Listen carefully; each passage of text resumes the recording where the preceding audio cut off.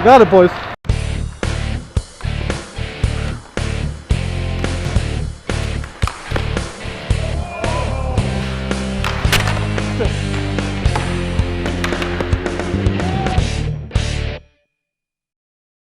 Welcome everyone to another fantastic live gameplay with your number one goalie, Andrew from Goalie Vision.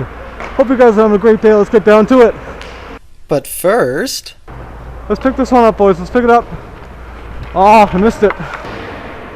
Let's put it at center ice. Let's do the nice guy thing. I never get to come out here. Is this what it looks like? You're playing center today. Oh yeah, absolutely. Yeah, me playing center. I wonder what that would look like. Here he comes. Dennis Weidman. Fakes it in. He got knocked down by the goaltender in a wide open net. Anyway, today we are talking about angles.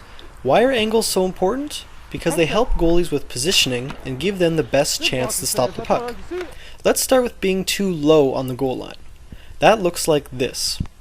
You see how when the goalie stands like this, all four corners of the net are open? Any player that is skilled enough to aim their shot will find one of these corners and get an easy goal. And it doesn't matter if you have really long arms and legs because you still likely won't be able to make the save. You may have heard NHL goalies described as being too deep in their net.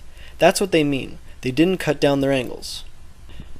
Henrik Lundqvist styles to play deep in his net, but even he is not on the goal line. He cuts down the angle slightly. Why can he get away with playing deeper? Because he has world-class reaction time, and the New York Rangers play a defensive style where they block a lot of shots from far out.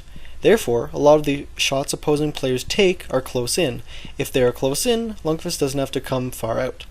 An example of him playing too deep and paying for it is this goal in the 2012 playoffs. And the attack pulled in. It's dropped back to Turris. Shoots. Scores.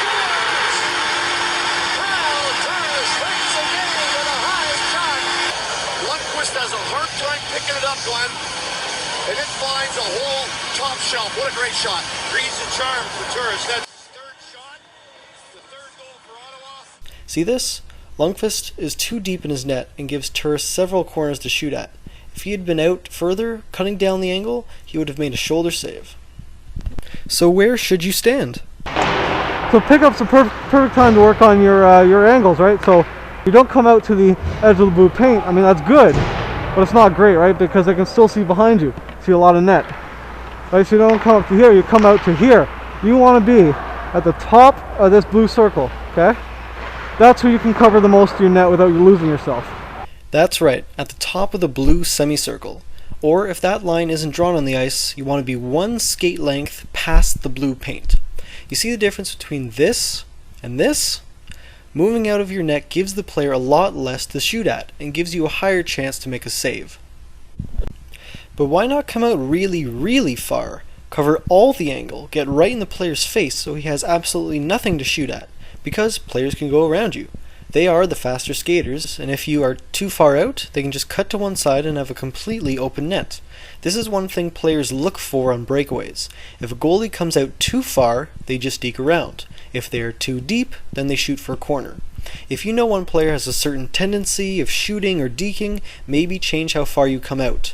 But the safest bet is to stand at the top of the blue semicircle, or one skate length outside of the blue paint. That way you can be prepared for anything. That is the go-to place to stand and the best way to cut off the angle. Goalies know is being slightly crazy. Good thing I'm not crazy, right? Right? Yeah, I'm just a guy who talks to himself. Holy jeez.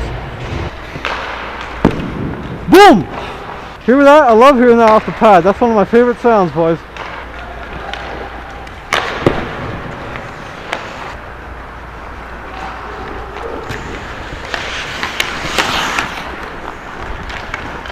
You see what happened there?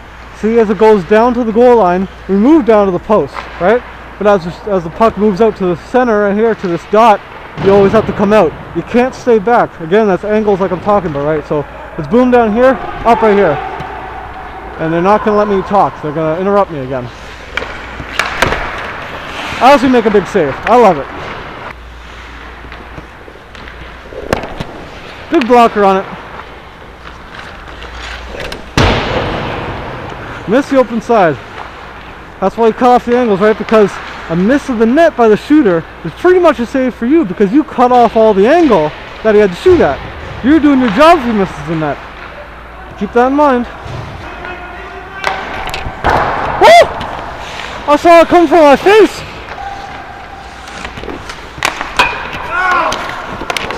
Woo! That was close. Knifed away. That's the way you do it. Active stick, boys. Active stick. We'll get a chance here. I caught it.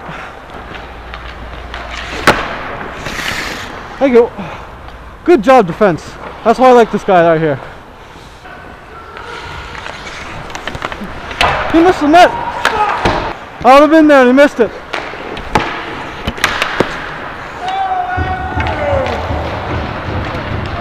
You got it, boys. Way to go. And everyone cheers. I love it.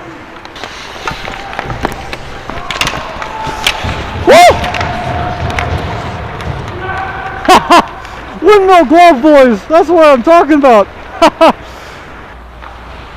That was bad. Whoa. That was fun. So how did angles help me on those last 3 plays? On the rebound, I didn't have to overextend my arm to catch the puck. Because of angles, I was out far enough so the rebound came to me easily as I pushed over. On the second save, I pushed off the post to stack the pads and whip my arm around to get a piece of it. If I didn't push out, cut off the angle, and block more than net, there is no way I could have gotten a piece of his shot. On the last one, like I said before, a miss means you're doing your job. You give them so little room to shoot at that they miss the net. So by cutting down the angle, I knew that if the shot didn't hit me, it was going wide.